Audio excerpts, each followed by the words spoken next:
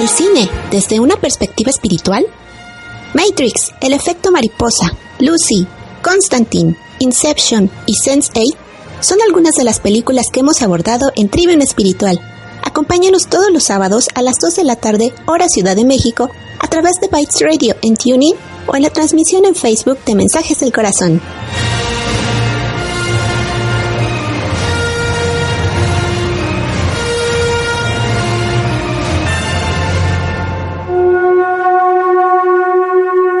Hola, ya estamos en Trivium Espiritual por medio de TuneIn en Bytes Radio y hoy vamos a hablar acerca de la película El nombre de la rosa. Yo soy Mayuritzin en Amoroso Servicio de Luz y aquí estamos diferentes integrantes del EMDU. Hola, bienvenidos, soy Lucía. Muchas gracias por estar con nosotros.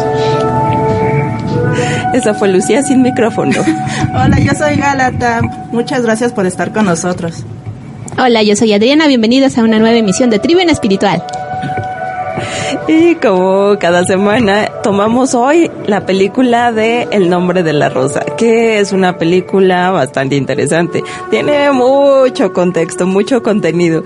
Nuestro director, que es filósofo, como ya muchos saben, nos dio varios puntos a tratar. Entonces vamos a intentar abarcar muchos lo más posible de lo que vamos a desarrollar lo que es la película, sobre todo desde el principio, desde el nombre de la película, desde el autor, que es Umberto Eco, un semiótico.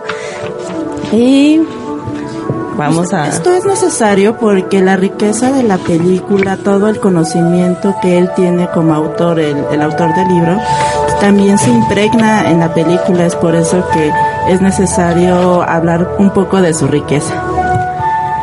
Y nos va a dar una breve introducción Sandriana. Como siempre, la introducción viene redactada por Emelis, que ya próximamente va a estar con nosotros.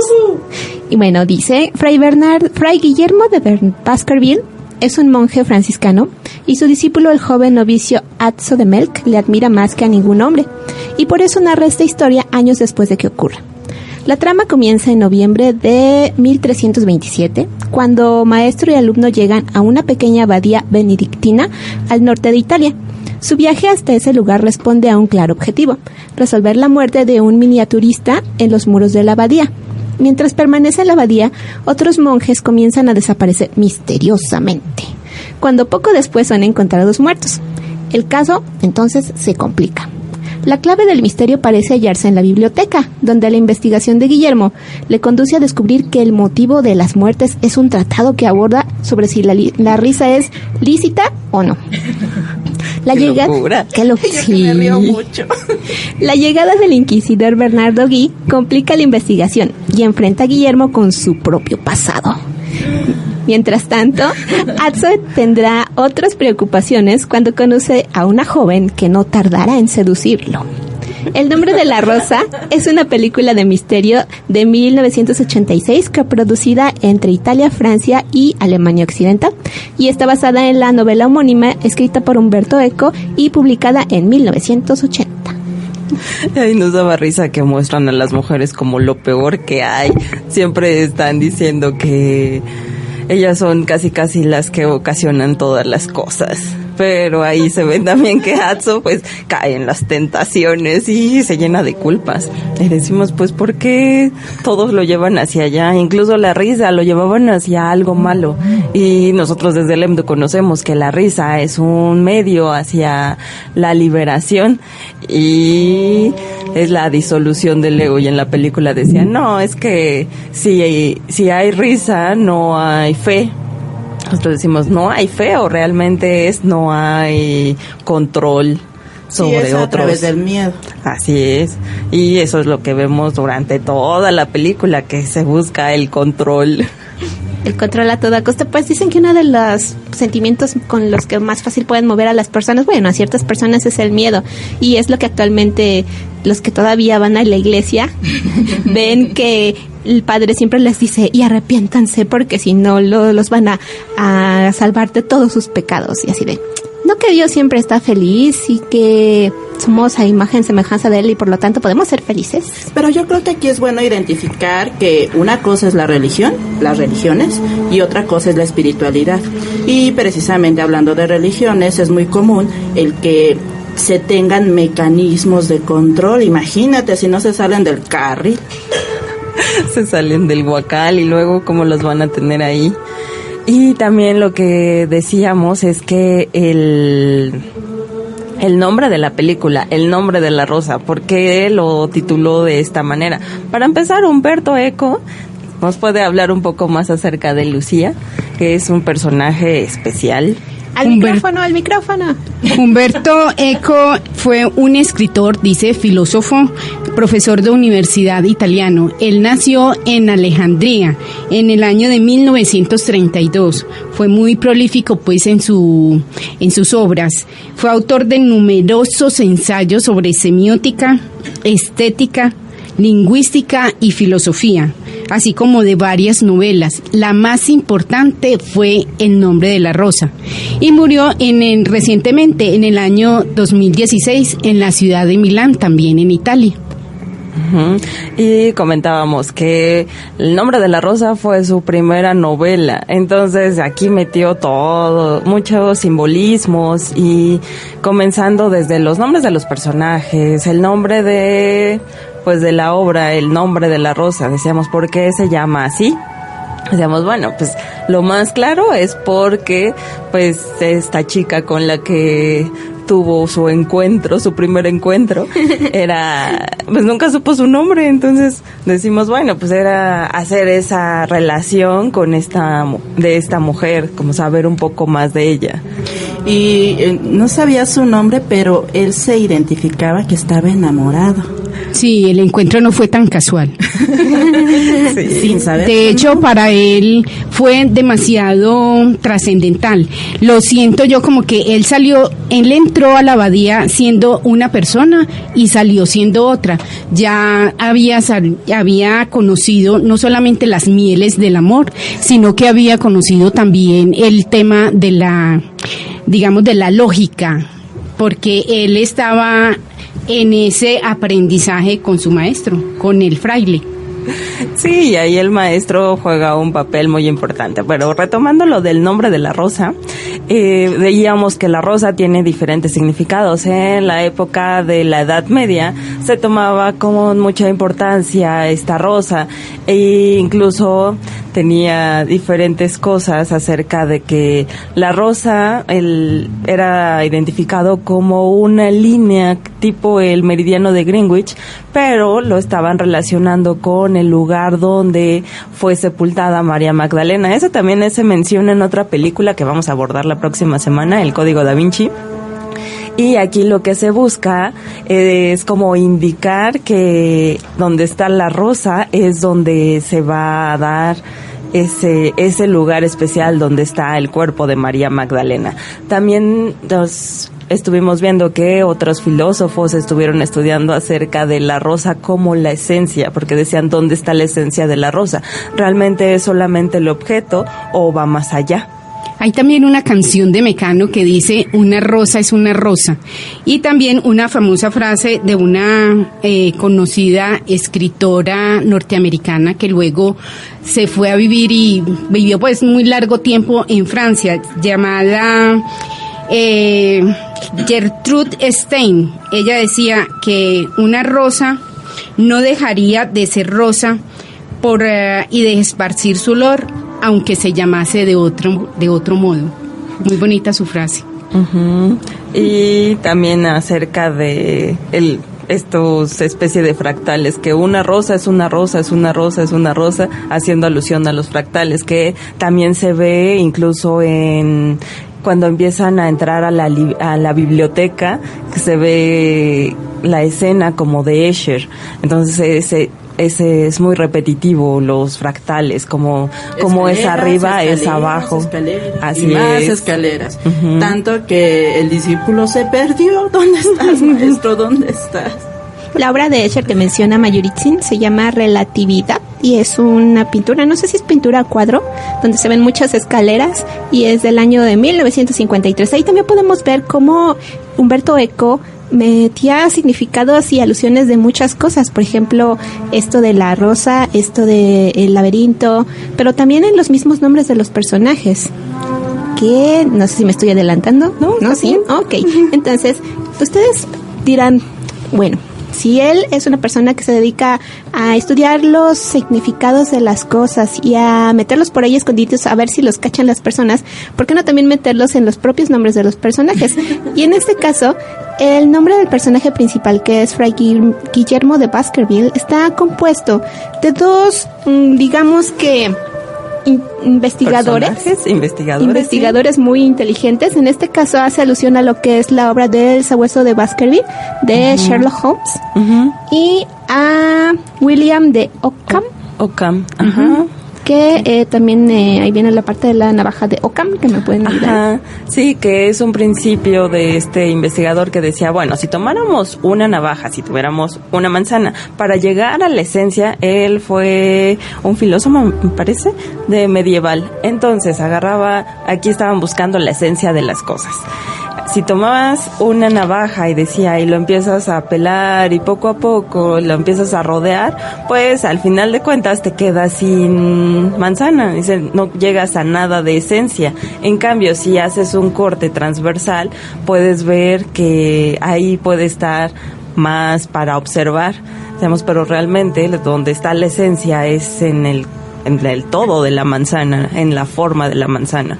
Y lo que decía Ockham era encontrar la esencia, era buscar la verdad, y por eso decíamos que está esta relación entre el sabueso de Sherlock Holmes y el Guillermo de Ockham. Él decía, la combinación. Él decía que en igualdad de condiciones, pues así dice el principio exactamente, que en igualdad de condiciones la explicación más sencilla suele ser la más probable. Y también era un fraile, también era filósofo. Era también bueno, es que en esa época ellos eran demasiado, las personas que tenían la mayor capacidad, digamos, intelectual, porque tenían mucho acceso a la educación. Por eso la iglesia se destacaba tanto en esa época, en la época medieval. Pero también hacía la capacidad intelectual va más allá, pero sí más bien ellos como que como lo comentábamos en la preparación del libro y que tú también hacías alusión que era como el oscurantismo, la información tal vez podría estar no tan disponible para las personas como en el caso de la abadía, que incluso estaban escondidos los libros y que ahí también es parte de la trama. Esta es una biblioteca. ¿Dónde están los libros? Yo creo que ese es un ejemplo, precisamente, este principio de ir a la esencia. A ver, esto es una biblioteca y no hay libros, hay que buscar por ahí. Exacto, decía, aquí hay algo encerrado. Gato encerrado. Exacto, y cuando fue a ver los libros que estaban, porque en esa abadía lo que se hacía era transcribir los libros y se tardaban mucho tiempo porque le metían el detallito, el dibujito, quizá ya muchos conozcan esa caligrafía, las ilustraciones, y los que morían, como decirlo, los que eran, bueno, por ejemplo, en el caso de Guillermo de Baskerville, que él era pues súper fan de todo el conocimiento y así, pues entró como niño en juguetería. Cuando entraron en la biblioteca veía tanta información, tantos libros que pues nunca podría haber pensado que pudieran estar así a su alcance, y qué ironía después de que se quemó todo ese conocimiento, pero aún así él sacrificó o puso en peligro su vida, ¿no? Para salvar unos cuantos libros. Yo pensaba que sí se iba a morir. Bueno, volvamos a los paralelismos que utilizaba Humberto Eco. Otro de ellos era, pues, no sé, el de Guillermo de Baskerville con Sherlock Holmes. Ya lo pasamos. Y el de Jorge de Burgos, que ahora les digo otro detalle bonito, con Jorge Luis Borges, con el famoso escritor suramericano, que utilizaba también su conocimiento bastante extenso, y también era ciego, tal como Jorge de Burgos. Ahora, a propósito, quedó muy joven. Sí, los de Burgos, los de Baskerville se referían, o como Atzo de Melk, se referían a la ciudad donde ellos habían nacido. ¿Los personajes? Sí, todos estos personajes, sí. Y también hacía mofa de Borges porque decían que él tenía unas ideas muy medievales. Tenía a su padre que era de Inglaterra, entonces sus ideas eran muy inglesas, muy hacia lo recatado y con costumbres antiguas. Entonces, pues lo hace el malo de la película, nada más y nada menos. Muestra que él quiere esconder la verdad, esconder que hay algo fuera de lo que él cree que debe de ser las cosas. Sobre todo desde un lugar de soberbia, porque es que no saben, esto les va a hacer daño a todos. Yo sé lo que les hace bien. Se van a sé atar que si ustedes ríen. no tienen que reír porque la misma risa les deforma las facciones y O sea, y solo los bobos ríen. Yo creo Y que él era un gran erudito, entonces él no podía reír. Yo creo que aquí el principal problema es la soberbia de creer que hay una sola forma de estar. No, yo lo asocio mucho con el control, porque como decías tú misma ahora, el control que ejerce la Iglesia sobre nuestro pensar, sobre nuestro actuar, sobre nuestro hacer, es supremamente evidente. Y en esa época, pues mira que cómo se ocultaba la alegría al pueblo, o más que ocultarse, se prohibía, sabiendo que este es un medio, pues, que es supremamente importante, pienso yo, para identificarse uno con el otro.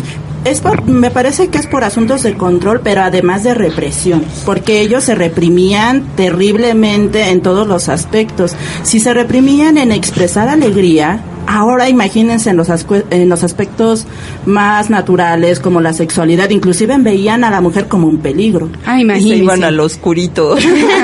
No, totalmente controlado. La mujer era vista completamente como un objeto sexual, pienso yo, o muchísimo menos. Como una cosa, ¿no? Porque ni siquiera, incluso Guillermo de Baskerville, que él sí daba el beneficio de la duda, como nos decía Galata en la preparación, de bueno, las mujeres, por algo las puso Dios ahí, ¿no? Algo deben de servir. Pero insisto en este asunto de la represión porque el deseo les daba miedo. Y pero pues ¿cuál miedo? Hay miedo? Pero ¿cuál miedo? ¿No vieron todo en lo ese que tiempo tenían que controlar mucho el cuerpo, lo buscaban castigarlo incluso físicamente. Sí. Para la purificación. Para la purificación, pues lo validaban como un medio para ir hacia algo puro. El mismo Santo Tomás de Aquino decía que la mujer se apodera del alma preciosa del hombre. ¿Ah? Y por eso estaban como estaban. Pero era lo que yo les iba a decir. Sí. Pues, ¿cuál miedo si ellos, entre ellos mismos, se buscaban para toquetearse de forma antinatural? Es algo natural, precisamente la represión es lo que provoca todos estos limitaciones, porque son limitaciones. ¿Por qué no disfrutar de lo que es natural? Exactamente, ahí vemos cómo querían enfocarlo todo al pensamiento y a la pureza a través del pensamiento, pero todo lo que eran emociones, incluso las sensaciones que son naturales en uno, las satanizaban o incluso las trataban de anular por todos los medios posibles, y ya vemos los resultados. Lo que nosotros decimos es que ¿por qué estar en la polarización y por qué no mejorar la unificación? ¿Por qué estar ahí reprimiendo ese tipo de cosas que ya vieron que por la historia no funciona así? Da un poquito de más problemas. Incluso es la misma trama parte de la trama de la película en la que el ayudante del bibliotecario a cambio de favores sexuales le daba ciertos accesos a uno de los escribanos, que resulta que fue uno de los muertitos de la película. El primero que murió se llamaba Adelmo.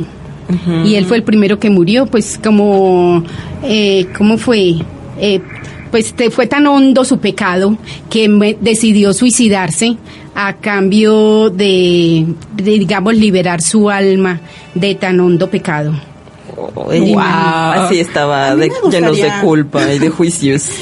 Ahorita decimos sobre la película y de hace mucho tiempo, pero aquí yo lo que cuestionaría y que todos lo pensaran, ¿qué tan medievales andamos ahorita? Todavía hay muchos hombres que dicen, ay, no, las mujeres no. ¿Por qué no canalizo en túnica? ¿Y por qué canalizan en minis? A ver, saquen una hoja y hagan el test. ¿Qué tan medieval es usted en la actualidad? Me gustó lo del test, sí. Pero ahorita vamos al primer corte musical. Muchas gracias por estar aquí. Y nos va a dar la introducción Sandriana. En este caso, como es una película un poquito antigua, resulta que las pistas estaban en lo que ahora ya es un tanto vintage, pero en aquel entonces era normal. Son los formatos de vinilo LP. y para los que no los conocen tenían un lado A y un lado B. Entonces por eso me van a escuchar que voy a decir lado A o lado B. ¿De acuerdo? La primera pista musical que vamos a escuchar se llama Kyrie y todo el soundtrack fue hecho por James Horner. Es del lado A, la pista número 5. Estamos en Tribuna Espiritual a través de Bytes Radio en TuneIn o a través de Mensajes del Corazón por la transmisión de Facebook, también de Bytes Radio. Regresamos.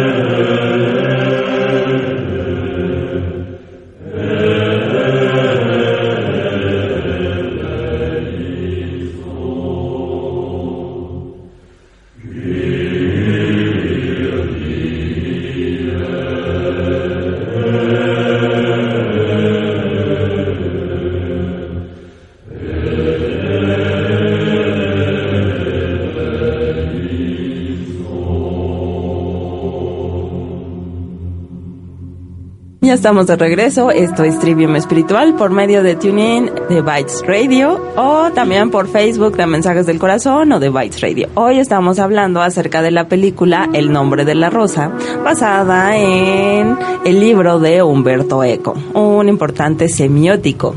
Y por lo mismo vemos que en la película está reflejada mucha información, mucho juego de palabras y cada elemento dentro de esta trama fue cuidado, comenzando desde el nombre que comentábamos, la importancia de la rosa como para investigar la esencia de las cosas, y también la rosa se puede tomar como el color, así que hablábamos antes del corte musical acerca de que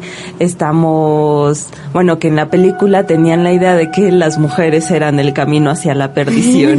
Sin embargo, el nombre de la película, de la obra, va dedicado hacia algo femenino, así que ahí hay como un mensaje, y el color rosa, pues que muestra, está también muy relacionado al chakra corazón, el color rosa, al sentimiento, no tanto hacia la dualidad, al pensamiento, esas ideas caducas que hablábamos acerca, que pasan sobre todo en la época medieval, en este oscurantismo, donde solamente ciertas personas tenían la verdad y lo demás pues se morían, los mataban. ¿Sí? ¿Por eso? Sí, ¿verdad? Es el resultado. Porque se reían, nosotros nos reímos mucho. Pero retomando la parte de las mujeres, vemos como la postura de ellos es como lo que eran las enseñanzas de Mahoma, lo que ahora vemos en las religiones musulmanas y árabes, que son muy la parte muy duros hacia la parte de la mujer, hacia incluso que no deben demostrarse y así. Y que estábamos con lo del test de saque usted su hoja, qué tan medieval es actualmente. Esta forma de ver a las mujeres que incluso Guillermo de Baskerville era un poco más revolucionario de ese periodo. Incluso él todavía tenía un poco de, no tanto restricción, era un poquito más abierto, pero también tenía como que su postura de, bueno, es que sí, yo no tengo toda tu experiencia que tienes ahorita, le decía a su discípulo. Después de haber perdido la virginidad. Pero, y si él incluso era un poquito cerrado, imagínense cómo eran todos los demás padres que incluso decíamos que es el camino hacia la perdición y son más o menos, o ni siquiera son nada, no son ni animales incluso. Entonces era muy, muy polarizado, muy drástico, muy opresor. Sí, incluso todavía en sectas empezamos a ver acerca de los, ¿cómo se llamaba? Bueno, hay una secta que tiene bastante información, pero no acepta mujeres, y realmente hay muchos que lo ven así, que las mujeres siempre van hacia lo físico y que no son capaces como de comprender muchas cosas, o yo diría que hay un miedo ahí, porque las cosas que hemos aprendido es que incluso el cuerpo de la mujer es un camino hacia la liberación, así que si le están poniendo tantas trabas, pues será porque algo se está ocultando ahí, ¿no crees? Es totalmente entendible cuando se trata de lucha de poder, y si otro ser tiene mayor poder, inclusive se manifiesta de manera física, pues hay una necesidad de hacerla menos para que no reluzca. Eso ya lo habíamos tratado también en anteriores programas, cuando veíamos la parte del tema de la diosa, como en civilizaciones más antiguas se veía lo que era la parte de un dios femenino, un dios creador, un dios que se creara las cosas desde la tierra y que a partir de ahí era como toda la fuerza. Pero cuando llegaron todas estas corrientes o todas estas tribus que eran como cazadores y que se dedicaban a hacer como adueñarse de territorios, el principal objetivo era matar la creencia de la localidad o de la localidad actual que iban a invadir, que normalmente eran dioses femeninos, e implantar lo que era su dios masculino, un dios más guerrero, más opresor, y ya no tanto enfocado a la creación que da la misma naturaleza. Y ahorita me recordaste otra relación que hace Humberto Eco en su obra cuando se quema la biblioteca, que va muy relacionado a cuando quema Julio César a la biblioteca de Alejandría. Ahí se perdió gran parte del conocimiento, y lo que se busca es quitar todas las bases de una cultura para tener el control total. Cosas similares pasan en otros lugares, incluso aquí en México, para quienes conocen la historia de aquí. Cuando llegan los españoles, quitan todas las creencias, intentan quitar todas las creencias de México. Sin embargo, los indígenas muy a su manera siguieron ocultándolas, ¿no? Ocultándolas, porque creaban los templos según las iglesias justo encima de los templos donde ellos los consideraban sagrados. De esta manera hacían como que ellos eran que ya eran como católicos, pero ellos seguían adorando a sus dioses que realmente estaban ahí escondiditos. Es lo que decían, ¿no? Que justamente eso de ellos, los españoles, trataban de suprimir la creencia de los indígenas, poniendo su iglesia encima del templo de la deidad que era adorada en esa región, pero para ahorrarse un tanto los problemas de que no lo siguieran abusando y castigando, ellos decían que iban a adorar al diosito, a la virgencita de la iglesia, pero ellos por ahí tenían escondida una imagen de Tlaloc o no sé, de alguien, y a ese es al que le iban a rezar. Entonces también por ese lado eran como que inteligentes, se escondían y también hacían que perdurara su propia creencia, su propia ideología, que algunos pensaban que estaba totalmente perdido, pero se ha podido rescatar. Sí, porque siempre los conquistadores y todas estas personas han dicho, si les quitas su centro, pues como su creencia, su fe, pues pierden el poder. Y pues es parte de lo que siempre decimos, ¿no? Donde está tu atención, está tu realidad. Entonces ellos comenzaron a quitarlo. Y Lucía ya quiere hablar. Pero es que la iglesia siempre se ha identificado con eso de que yo soy la que tengo el poder, yo soy la que tengo el control, incluso se vio ahí dentro de la... Se vio ahí dentro de la película el tema de cómo ellos tenían dentro de su abadía y muy en la parte superior todo ese conocimiento que no le llegaba al pueblo. Incluso los ropajes, ¿no? De los señores estos que los iban empujando en el carrito y que ni siquiera querían que se mancharan, tanto así decías que estaban por encima de los simples mortales. Exactamente, sí. Ellos querían entonces, en síntesis, para mí, lo que querían era demostrar que ellos tenían todo el conocimiento, demostrar que ellos tenían todo el poder y demostrar que a eso era también lo que yo iba hace un momento, a que ellos tenían toda la riqueza y la podían manejar, y es más, la querían para sí. Sí, las cuestiones espirituales pasaban a segundo término. Era política e intereses personales y de la iglesia, que era uno de los debates incluso de la trama de la película, que si decían que Dios tenía un monedero o no tenía pertenencias, no, que sí, la iglesia debe de ser rica, no, que la iglesia debe de ser pobre, y se estaban agarrando del chango. Que eran los franciscanos versus los... El trasfondo de la película era eso, el poder que tenía la iglesia en esa época. Recuerden que la iglesia pues era feudal, totalmente. En esa época tenían grandes extensiones de tierra, o sea, grandes extensiones de riquezas en pinturas, en arte, incluso ahora mucho de eso las guardan, ¿verdad? Y los libros más grandes, acuérdense del libro de la poética, que era lo que también se veía en esa trama. ¿De quién era? El libro de la poética era de Aristóteles. ¿Qué buscaba Aristóteles? Pues en la poética hacer la risa, o sea, como burlarse de las cosas, como dejar de tener tanta seriedad, tanto peso en las cosas para buscar como el encuentro con... De hecho, Platón decía que él buscaba la verdad, que la esencia estaba sobre el mundo de las ideas, todo lo llevaba hacia las ideas. Y Aristóteles, al contrario, hablaba acerca de los sentidos, que la verdad la encontrabas en los sentidos, en el cuerpo.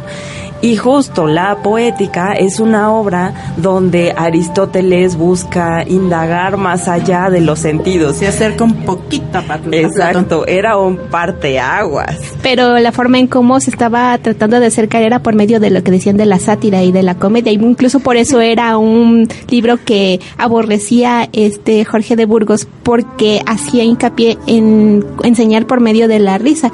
Y decía, no, por eso ese libro es lo peor de lo peor y vamos a esconderlo. Y que les haremos el spoiler.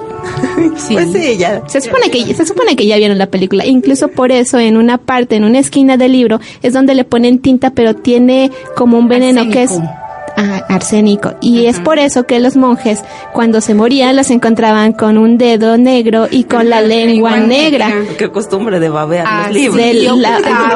El conocimiento, así. Se le envían el dedo y así le cambiaban la página a la hoja y pues estaban envenenando de a poquito, obviamente. Entonces era un plan con maña ahí de Jorge de Burgos de que todos los que accedieran a ese libro tenían que morir porque no tenían que saber ese conocimiento. Es que la época medieval en la que se basa el libro, la de 1327, era la época del oscurantismo, era la época en que la luz del conocimiento no llegaba a cualquiera.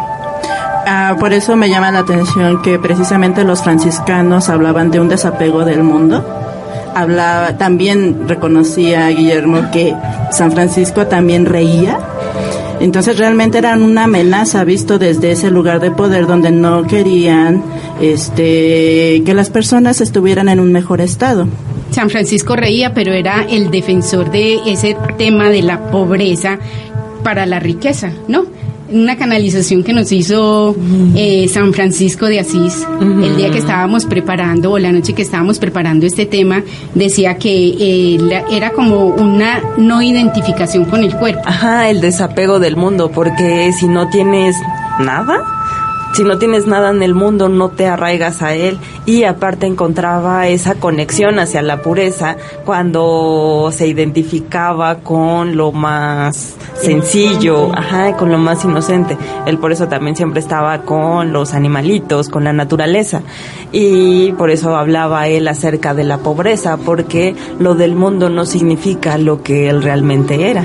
Y esa fue la manera que él encontró. Entonces la iglesia en este momento no está siguiendo los postulados de San Francisco de Asís. Pues es lo que decíamos, ¿no? Que como en la preparación de esta intervención para este día, que las enseñanzas pueden tener una fundamentación pura, digamos, pero conforme los discípulos le van metiendo de su cuchara, van metiendo ruido y se va como que distorsionando hacia diferentes caminos y pues más que nada hacia los propios intereses de ese momento o de esa pues corriente en la que estén.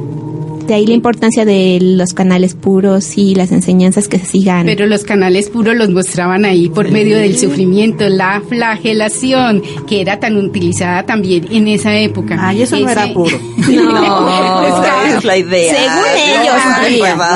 Pero yo no lo compro. Pero buscaban ellos purificar su pensamiento, así, dándose duro en la espalda, con semejantes tiras de cuero, en las que le hacían unas borlas. Uy, no, era horrible. Pero ellos sí se identificaban con eso. Ellas decían pues que todo lo que tuviera que ver con el cuerpo pues era pecaminoso, y así lo consideraban.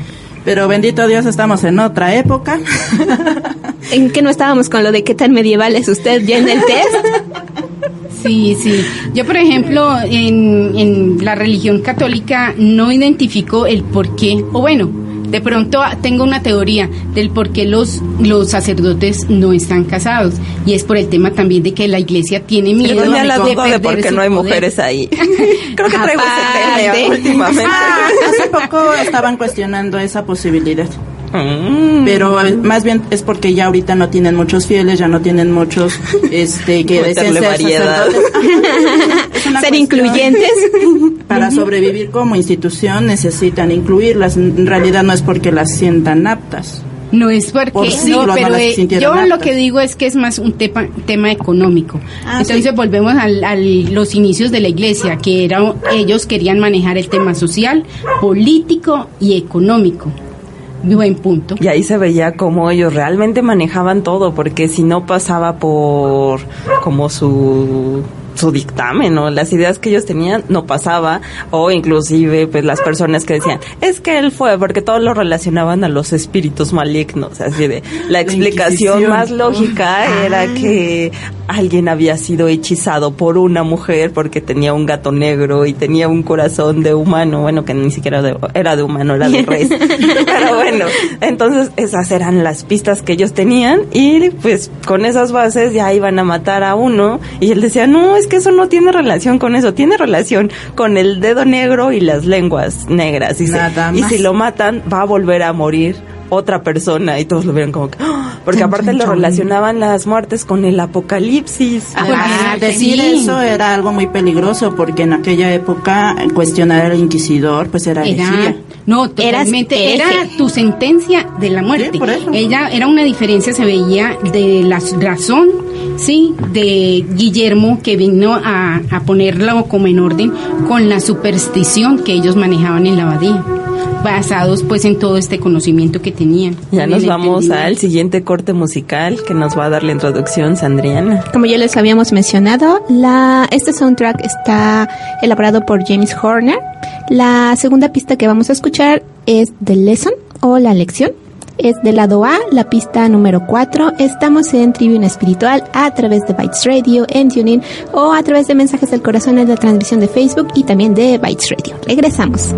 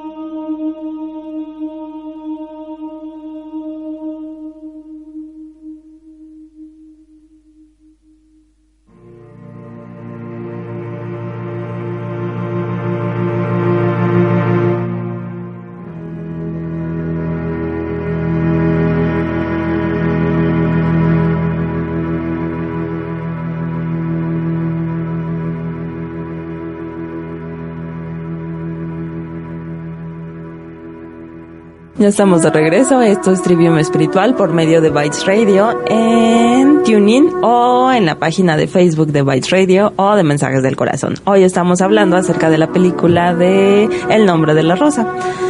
Y esta película está bastante interesante y tiene diferentes puntos, sobre todo porque como el autor de la obra en que se basó la película es Umberto Eco, un semiólogo, lo que vemos son muchos simbolismos y mucho detrás de toda esta película, ya que era muy versado en el medievo y quería relacionarlo con personajes que son reales y también con cosas que pasaban en el medievo. Así que ahorita también estamos hablando acerca de el nombre de la rosa, el título, que también vemos la relación con los Rosacruces, que era una cofradía que se creó en ese tiempo, que estaba fundada. ¿Nos puedes compartir más? Sí, decía, bueno, en la preparación, porque ya estos temas a veces también son nuevos para nosotros, pero nuestro querido director nos implica más lo que es historia y conocimientos al respecto. Decía que los Rosacruces fueron fundados por lo que es el maestro Saint Germain, que en ese momento no era propiamente el maestro Saint Germain, sino que estaba como en una encarnación, ¿no? Uh-huh. Sí, pero era una encarnación. Pero era una encarnación del maestro Saint Germain. Entonces, ellos eran como que más de buscar lo que era el conocimiento, conservarlo, extraerlo y no ser tan como metódicos, tan como dogmatistas como podría suceder que son ahora. Sino, sí, se basaban en la investigación natural, ¿no? Así es. Entonces, también de ahí hubo como una derivación a lo que son los caballeros cruzados y a los templados. Después ya lo que son los masones y así. Pero originalmente eran como que, como decíamos hace rato, como buscar un conocimiento más puro, pero decimos que se va como que derivando hacia diferentes corrientes dependiendo de la intervención de los propios discípulos. Así es, porque siempre se busca, como nosotros, el director nos explica con mucho detalle, pero pues ya en nuestro entendido de las cosas se va perdiendo información, no a propósito, pero sucede. Entonces, hemos visto también con los masones que ellos conservan mucha información y lo que se busca es pasarlo a los discípulos, a las siguientes generaciones y mantenerlo de la manera más pura, pero siempre llega la interpretación de las personas o cómo se va desvirtuando en el camino. Entonces todo esto lo conformaba el maestro Saint Germain, todas estas cofradías para conservar la información. Sin embargo, se ha ido hacia otras cosas. Y más va hacia tener el propio poder y tener el propio beneficio de las cosas. Incluso el Kybalión hace mucho que no estaba abierto al público, por así decirlo, y ahora lo puedes encontrar incluso en librerías de manera muy sencilla y decimos, bueno, pero ¿cuántos lo han leído? ¿Cuántos lo conocen y realmente lo practican? Decimos, bueno, pues es otra forma de ocultar las cosas ahí a la vista y pues a nadie le interesa. O sea, van, ¿no?, hacia el orgullo intelectual, el que tiene todo este conocimiento, toda esta información, como le pasaba a Guillermo de Baskerville. Se decía que él sufría de pequeñas vanidades y una de esas pequeñas vanidades hizo que él, que era un antiguo inquisidor, pues fuera también a su vez juzgado por Guillermo de Guy, que también aparece pues en esta el como su opositor. Ajá, exactamente. Entonces, bueno, el conocimiento lo tenían, sigo insistiendo, y lo tienen unos pocos, el verdadero conocimiento de todo lo que es la humanidad. Bueno, a compartirla. Para el que lo tiene, a compartirla. De ahí que cuando está el incendio se hace alusión a esta pérdida de conocimiento que hay allá en la biblioteca de Alejandría, ¿no? El dolor que se siente de tantas cosas que estaban ahí y que se estaban perdiendo, ¿no? Y que no estaban siendo compartidas. Ahí sí yo sentí feo, la verdad. Sí, debió haber sido, o no, fue, digamos, un golpe muy duro para la humanidad, perder todo ese conocimiento de nuestras raíces.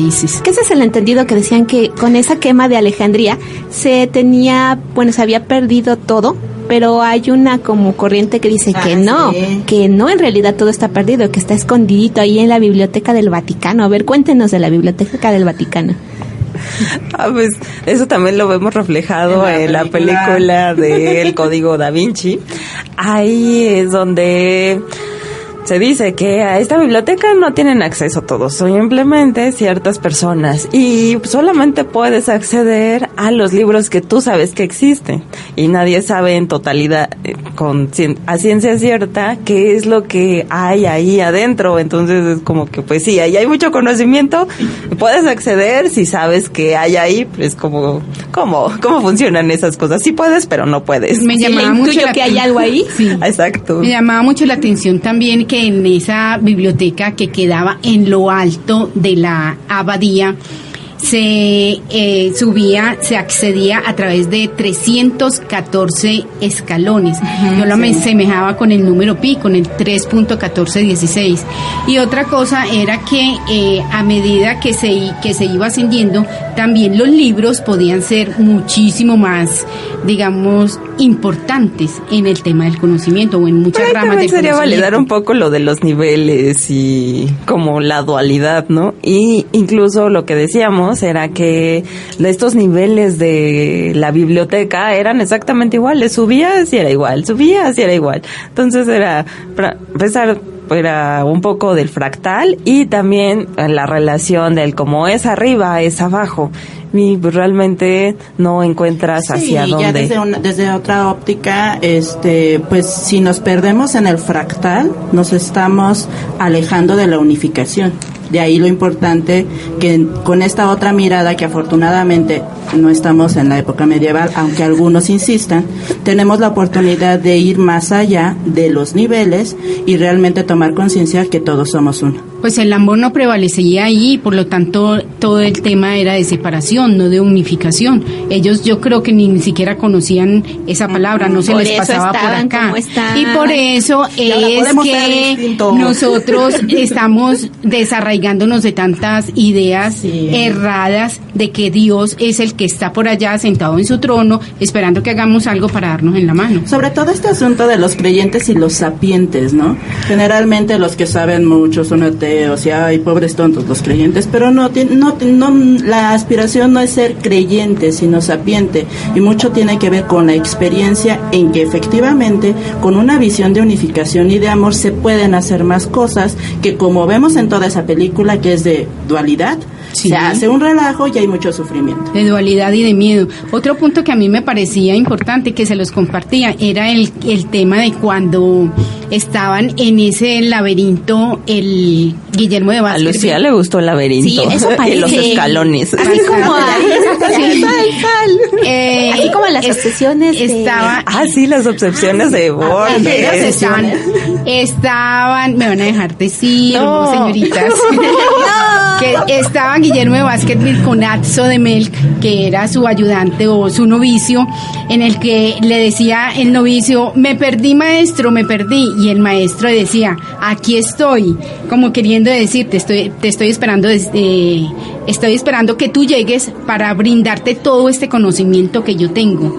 Estoy perdido en que en la ignorancia o perdido entre los escalones. Bueno, eso sí me gustó, ¿saben por qué? Porque sí es necesario la guía, porque si te pierdes, ¿para dónde corres? Dicen que nadie se salva solo. Así en un curso de milagros y decía así. aparte el maestro solamente le decía lo que requería en ese momento, porque le decía: todavía no vas a comprender todo, pero te digo esto. Y a cuántos no nos ha pasado eso, ¿no? Nos dicen una partecita así, pero ¿por qué no me dicen más? Lo que requieres en ese momento. Así es, entonces pues así vamos. Porque muchas veces nos hemos encontrado un maestro así. La tarea completamente. Están los salvadores, hay que caer. Y cuando saben todo, pues hacen más caos. Mejor conviene que sepan lo que necesitan. Así es. Lo que se puede manejar. Sí, y también mencionábamos acerca de que Carlo Magno hizo lo de la quema de Alejandría porque tuvo como tutor a Aristóteles, entonces tenía esas bases de conocimiento y sabía que si les daba por ahí iba a tirar a esa ideología, a esa sociedad, y lo que platicábamos hace rato, que es una manera de dominio. Y también acerca de, hablando de la unificación o de cómo estaba la iglesia en ese momento, pues también hablábamos acerca de por qué ellos se besaban en la boca o por qué a otros se les hacía besar en el anillo. ¿Quién nos habla es el acerca tema, de ello? El tema del beso en la boca es bien, para algunos es como bien chocante, ¿verdad? Pero todavía se utiliza entre las religiones, algunas religiones musulmanas, algunas religiones orientales, todavía los iguales, porque esto solo se daba entre iguales, los que tenían la misma jerarquía, se besaban en la boca, y al pueblo o a los demás se les presentaba como sigue hoy. Bésenme el anillo. Exactamente, el anillo del pastor. Así, vea, béseme. Que incluso se tenían que hincar, ¿no? Que era un símbolo como de sumisión, de que tú estás en otro nivel, besa el anillo. Tú eres mi hermano, entonces sí, un beso en la boca. Exactamente. Se ve entonces que los niveles, de lo que hablábamos ahora, los niveles en el conocimiento, los niveles en la posición social, los niveles en la posición política, cosa que no ha desaparecido del mundo. Hoy no tengo sirve. que hacer una pequeña corrección. No era Carlomagno, era Alejandro Magno. Muy bien. Miren, aquí detrás de Chan, los chan, chan, micrófonos chan. tenemos a alguien que nos puede ayudar. Sí, Es que era Magno. Sí, el que estaba con Cleopatra y así. Ajá. Hablando de, haciendo coincidencias y enlaces entre participaciones anteriores. Ah, no, entre mis cápsulas también. En las que están un poco detenidas. Pues miren, como ya abarcamos varios temas, a mí solamente me gustaría agregar algo que yo noté en la película. Como en el debate de Guillermo de Baskerville y de Jorge Burgos, como un mismo hecho lo toman para defender sus intereses. Es decir, Jesús no rió. Ah, sí, eso decía A ver, Jorge pero espérame, Burgos. la escritura no dice que riera, pero tampoco dice lo contrario. Nunca. Esa es una muestra de cómo el ser humano, regido por sus intereses, es decir, no una intención pura, puede manipular el conocimiento que pueda tener. De ahí que tendríamos que ser cuidadosos en mantener esa intención pura, porque utilizaban el mismo argumento. Por eso también lo de ser sapiente y ser creyente, no de ir así como borreguito y fácil de manipular, sino realmente saber el trasfondo de las cosas y por qué están las cosas así, que es lo que se pretende también con este tipo de programas y con lo que son las canalizaciones en las 7 de la noche. Haciendo el comercial. Ajá. Sí. Como decir, siempre dudar de lo que se dice, hasta no comprobarlo. Así diría quién, Guillermo. Yo O de creo. Jorge de Burgos. Sonó muy dictaminado. No sé si es precisamente poner en duda, porque sabemos que la duda genera dualidad. Sería no llevarlo hacia el Ajá, pensamiento, que es el que exacto, duda, ¿no? Sino hacia el ajá. sentimiento, porque muchas personas me dicen, ¿tú qué opinas de esto? ¿Y qué es lo que sientes tú? Porque si lo vas a llevar hacia el pensamiento, hacia el juicio, pues ahí vamos a hacer una ramificación que no lleva hacia la resolución. Por mucho que alguien te esté dando un super argumento, algo te dice acá adentro que sientes, no, eso no me suena, no te estoy creyendo. Pero pues el argumento siempre va relacionado, muchas veces va relacionado con el pensamiento, con las personas que son más lógicas. Y sin embargo ya cuando lo comienzas a sentir dices, es que no sé qué, no sé por qué, pero lo siento en mí. Incluso eso me pasó apenas en una meditación, si es que yo venía incrédulo, ¿cómo lo iba a sentir? Dice, pero tú ibas diciendo un color y lo iba viendo, decías otro y lo veía. Y dije, pues sí lo he vivido en otros lugares, pero tardo más, es como un lapso más largo y no es instantáneo. Y se quedaba como, ¿qué hiciste? Y pues es lo que se busca, que cada quien lo conozca, que lo viva por sí mismo y de ahí que cambie su paradigma, que no vaya hacia lo racional, sino hacia la vivencia y hacia el corazón.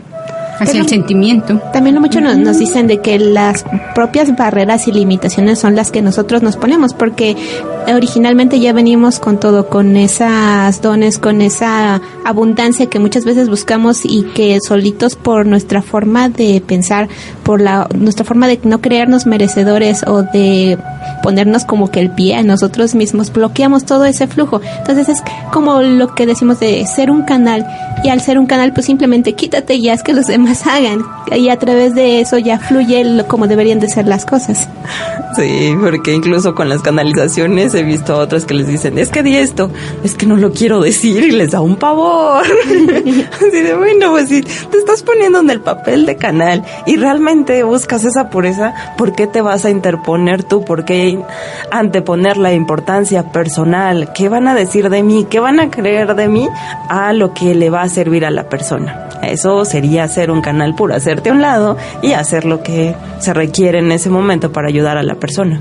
¿Y qué creen? Que nos escribió Lina María Rivera Vargas y nos dice: y la parte machista de la Iglesia Católica viene desde la fundación de esta misma y la exclusión de la mujer, desde 2018, años atrás, ¿no?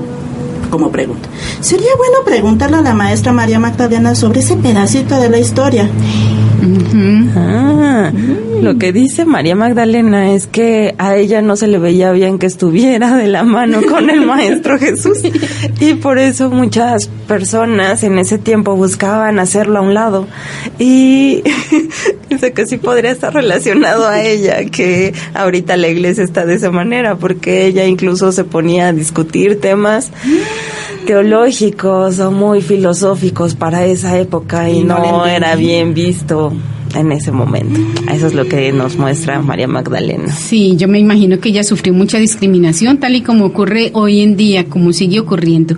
La mujer tan discriminada en el tema de la religión católica y bueno, de muchas otras religiones. Así que ya se acabó el tiempo. Vamos concluyendo entonces. Sí. Bueno, yo quiero hacer dos aclaraciones. El antagonista de Guillermo de Baskerville se llama Bernardo Guy.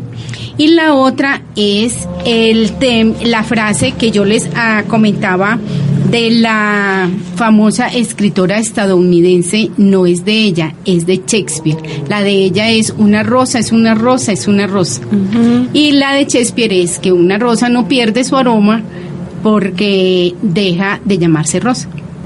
Muchísimas gracias por estar con nosotros. ¿Y tú eres quién?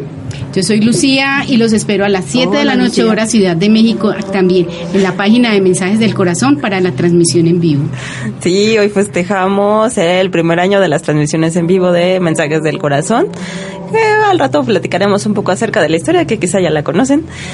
Y gracias por acompañarnos en esta transmisión, y les recuerdo, más bien les comento, que para la próxima semana vamos a hablar acerca de la película del Código Da Vinci, que va muy relacionada a esta. Así que vayan viéndola y tomen sus notas, participen, háganos sus comentarios, y pues lo que queda de esta película es la reflexión de buscar en el corazón y disfrutar de la risa, porque vemos que es un medio para liberar el ego, para disolverlo. Y si de esa manera decimos, si alguien es feliz, si alguien ríe, pues no hay realmente ese dolor. Por ese momento todo se apaga. Así que debe de ser por algo bueno, ¿no creen?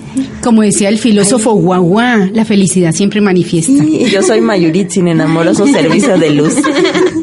Me vio que la vi feo. A mí me gustaría expresar que lo más padre después de ver esta película es que estamos en otra época, tenemos la oportunidad de hacer cosas distintas, y esa es la invitación. Yo soy Gálata y muchas gracias por escuchar. ¿No va a llegar la Inquisición? No, ya no. Ya hubiéramos sido quemadas. Sí, con todo y todo. Yo soy con todo y mini. Yo soy Adriana. Los quiero invitar a que escuchen nuestras anteriores emisiones. Las pueden encontrar en nuestra página en internet, en lemdu.info, en la sección de podcast. Y la última pista que vamos a escuchar y con la cual vamos a cerrar el programa, ustedes disculpen mi latín, pero lo voy a hacer lo mejor que pueda. Es Veni Sancte Spiritus, también de James Horner. Es el lado B, la pista número 3. Esto fue Trivium Espiritual a través de Bytes Radio en TuneIn y a través de Mensajes del Corazón por Facebook. Muchas gracias por acompañarnos. Adiós. ¡A reír! ¡A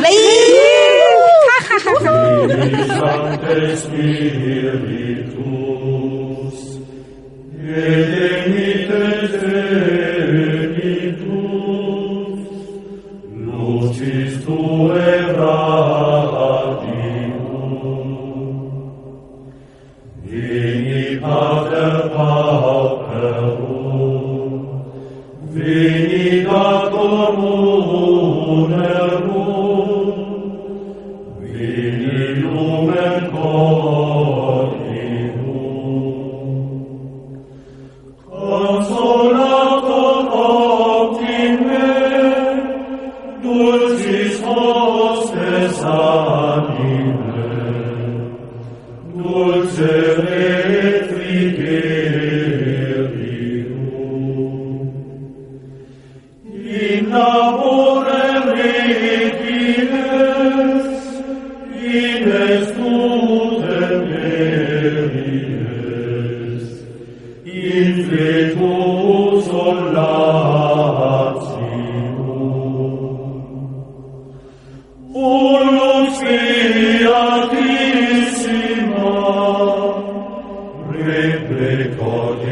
intima, tuorum fidelium.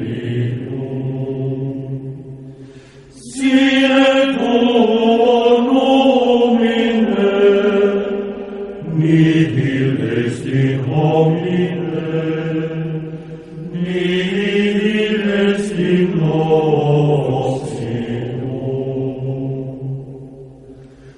Lava codes orginum, brilla codes abrium, sana codes auxilium,